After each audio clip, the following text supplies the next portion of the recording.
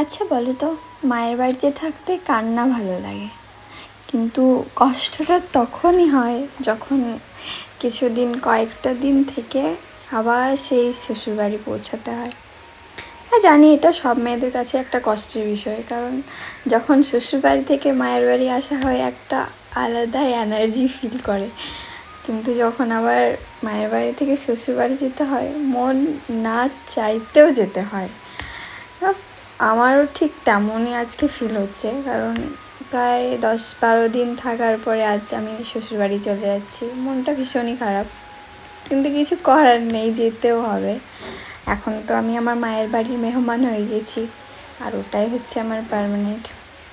এটা বললাম, এতেও মনে হয় অনেকের আবার অনেক রাগ হবে। তো যাই হোক, এই যে দেখো কিতনা সুন্দর জঙ্গল হ্যাঁ না? আরে আরে, এটা আমাদের জঙ্গল। আচ্ছা, তো তোমরা আমার ব্লগে ভালো ভালো কমেন্ট করবে, তো যাদের বেশি ভালো লাগবে আমি নেক্সট ব্লগে তাদের নাম নেব।